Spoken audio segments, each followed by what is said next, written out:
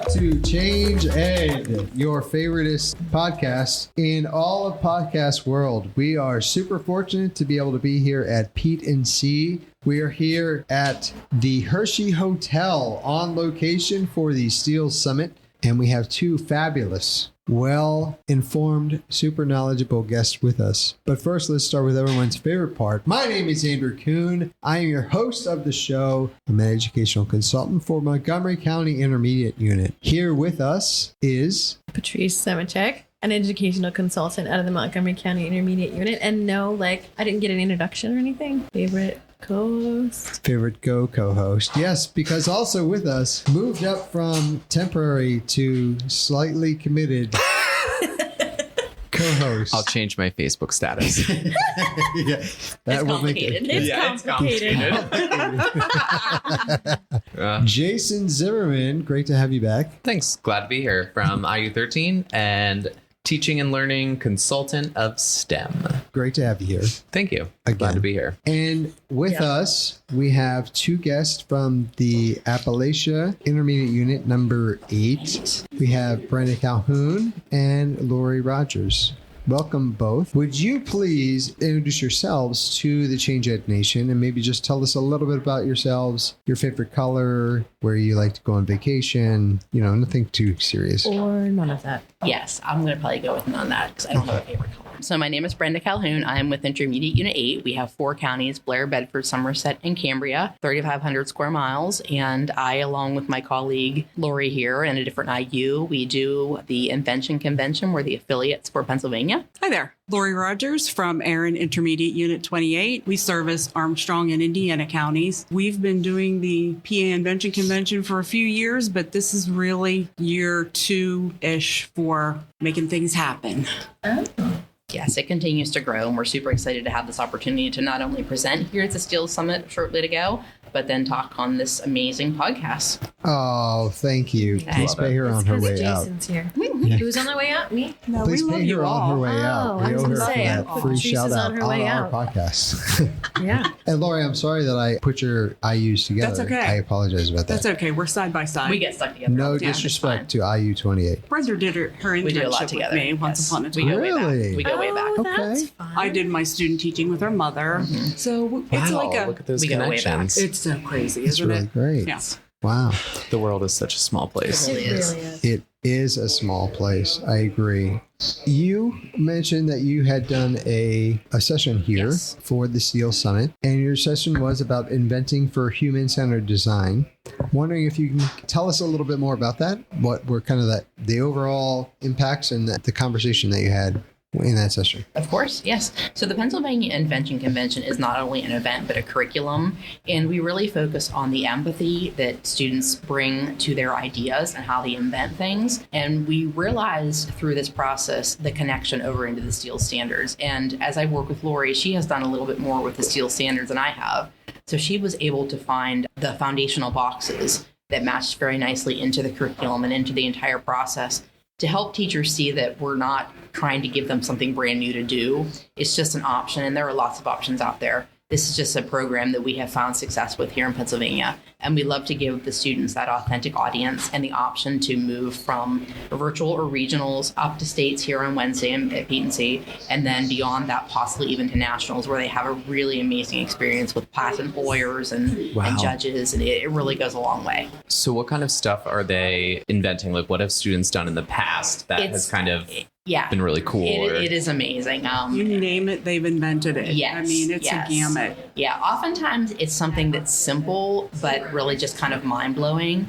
It was interesting in the session, though, the podium had a timer right on it. And I have never seen that before. Yeah. And as we were starting to talk to the group about inventions, I was like, sometimes the simplest things, like I walk in this room and I see there's this digital timer built into the podium. If you're trying to pay attention to your time, how many times are we setting a cell phone or what time is it? But it was right there on the podium. Sometimes those little things. Now, I'm not saying a kid invented that by any means, but that's sometimes what they do. We often find that they want to help their grandma or their friend in school, or one of our successful inventors from last year from Indiana created like a sensory bench for his friends who had trouble regulating emotions. And this young man not only did well last year, but he's back again. He'll be back on this week.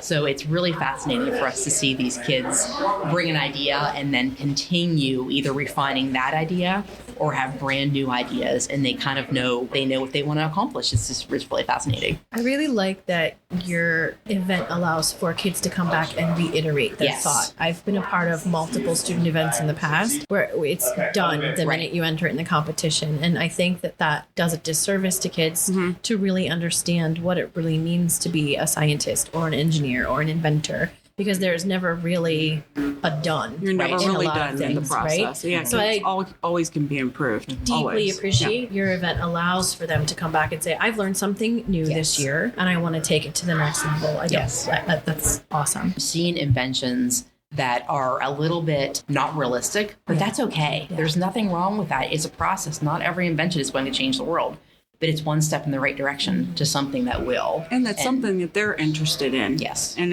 in turn, they're learning about that and how to make that better. Or maybe it's not an idea that's going to fly and I might need to start back at ground zero. So. And I think when you're looking at inventing something or you're looking at innovation, you have to remove any guardrails that you have and like frameworks in your mind, because if you don't, you're going to be limited to the things that you already know exist or to the things that are surrounding you. So when you take the approach of anything goes, and that's what I've done, I coached Odyssey of the Mind for about 8 years at my school district. And I would always tell the kids, when we're brainstorming, everything and anything is possible. Right. Because if you go from there, we can always scale back to what's doable and feasible within our time frame. We can add those things later. But it's hard to add the creativity once the train has already started moving. Yep. And I love that, where it's okay that they're kind of outlandish or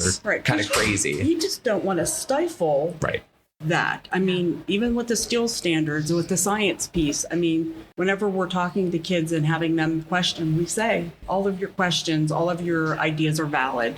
And we want to make sure that you have your voice heard. So even in the inventing process, same thing. We want to make sure that all ideas are put on the board. Yeah. Well, one of the things I find so amazing about this whole process, and it actually connects to conversations we're having now, is that it was back in 1899 when Charles Duell, he's the one who famously said, he was the commissioner of the U.S. Patent Office, that everything that can be invented has been invented.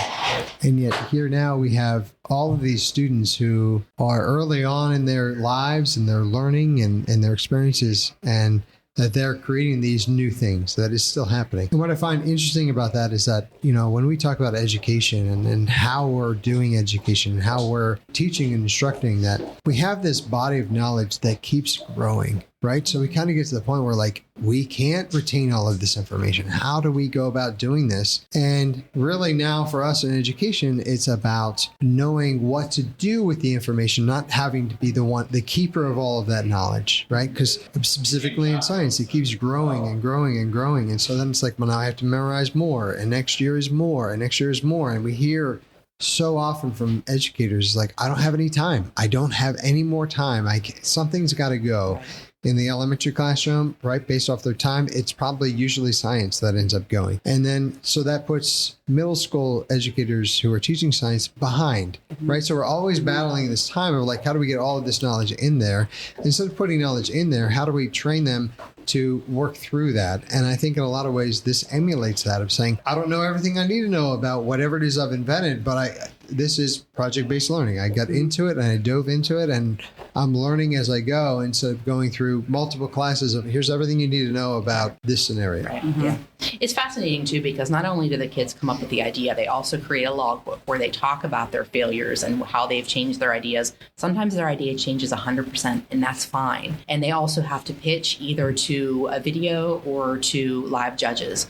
So they get that experience with the public speaking of people that they don't know. That's really interesting to see who shines with that. And sometimes it's not the kids you would expect, but it's a skill. I mean, Jason, you and I were just talking about public speaking. Yeah. It's really something that we want to see kids be able to do successfully. Yeah. In a meaningful way. Yes. That's what I find so impactful about this. There's a meaning attached to it.